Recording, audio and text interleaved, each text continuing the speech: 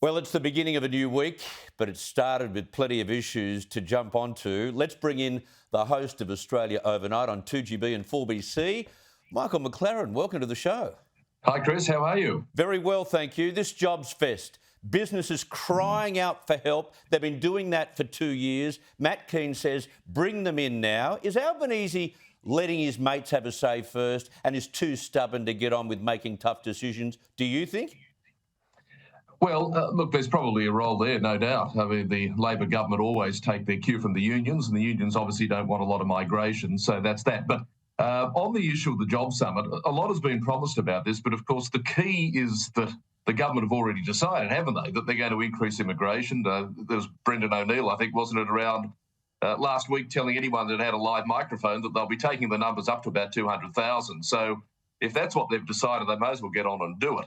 However, with all of that said, you and I both know that the public are pretty sanguine about a big Australia. And when you start bringing in numbers around the 220,000 per annum, you do start to really ratchet up that immigration burden on infrastructure. Now, the states have to wear a lot of those costs, and we're not prepared for it.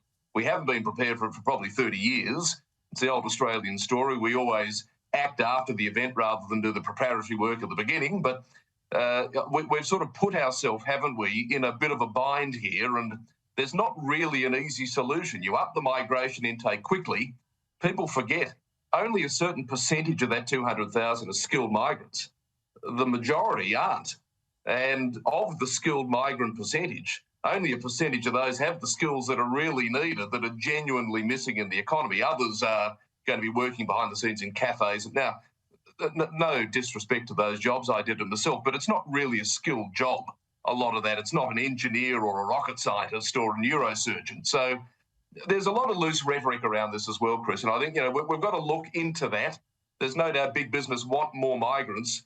They don't have to deal with the consequences of more migrants, but they do get more customers, and that's good for their shareholders. Yeah, the left hand rarely speaks to the right hand in terms of immigration.